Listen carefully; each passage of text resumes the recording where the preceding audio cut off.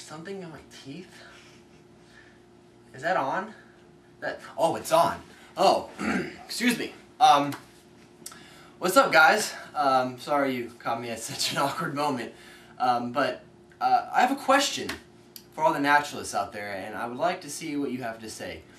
I want to know what you guys think of morality, because I think it's a very interesting question to ask you all. Where did morality come from? And how do you, as the naturalist, explain morality?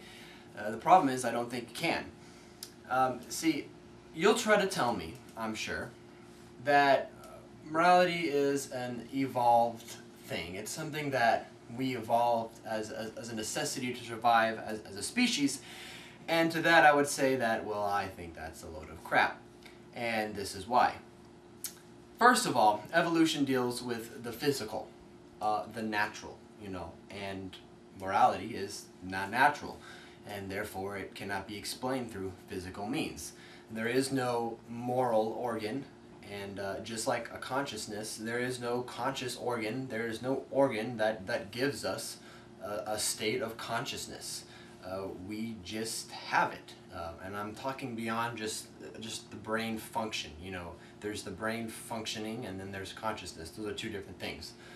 So you can't say that we evolved that, because it's not physical.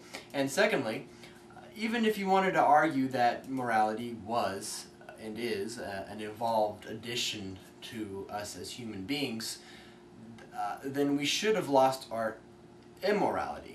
And that's because evolution tells us that we started off as something small, and we evolved through change over time into something better. And along the way there was modifications. We lost all that was unnecessary, and we kept only that which was necessary.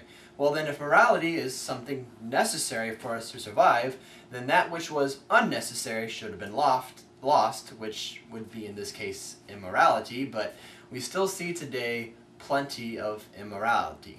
So, how do you explain morality? Alright, so, I know what you're probably thinking if you're a naturalist right now. You're probably thinking, well, I don't have to explain morality through evolution, because morality is relative. So there is no absolute morality, there is no strong foundation to build a case for morality, because it's all relative. And I would have to disagree with that, because no matter where you're from, no matter where you go, there are certain moral absolutes that everyone accepts. And I think we can break that down to three main ones, and that is killing, stealing, and lying. Pretty much everywhere you go, someone will agree with you that to some extent killing, stealing, and lying are wrong.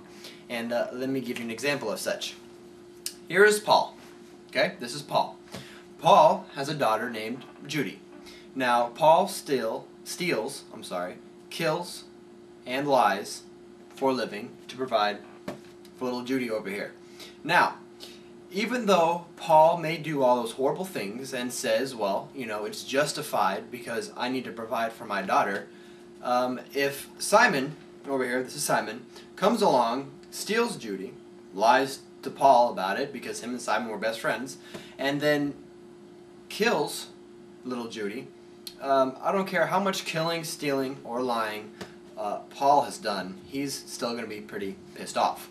So we see that even though you may go somewhere and someone may be doing some killing or lying or stealing, at some point when you affects them directly, it is no longer acceptable.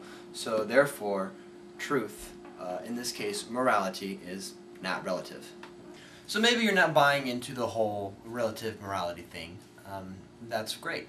But I'm sure some of you out there are making the statement at least in your head, that, well, even animals have a sense of morality, and therefore it's not special to humans, and so whoop-de-doo, And I would argue that. I would say that that's not absolutely correct. And this is why. I would like you all to meet, stop licking yourself, Tasha. This is my little dog. Now, an interesting story about Tasha here is she seems sweet, and she seems like she's a nice little girl, but sometimes Tasha can be very bad. See the way she looked at me? See, Tasha knows what bad means. And Tasha doesn't have the concept of bad, but she knows what bad means. She likes to eat my cat's food a lot, and when she does, I yell at her, and so she runs in terror because apparently I yell pretty scary. But that doesn't mean that my dog, that she knows why what she's doing is wrong. She only knows what she's doing is wrong because, well, I yelled at her for it. So to say that a dog has an understanding of morality, or that animals have an understanding of morality, is faulty. Because the only reason they know morality, or even understand right and wrong, is because if they do something wrong, we yell at them. But they don't understand that it's wrong because it's wrong, and in this example, Tasha doesn't know that stealing the cat's food is wrong because it's not her food. She only knows it's wrong because I yell at her for it, and that does not prove that animals have morality. So we've come to the conclusion that morality cannot be explained in natural terms, and if it cannot be explained in natural terms, then it can only be explained in supernatural terms. Which poses a problem for you naturalists out there because you only believe in things that can be explained in natural terms. And yet, morality exists, and it exists outside of nature.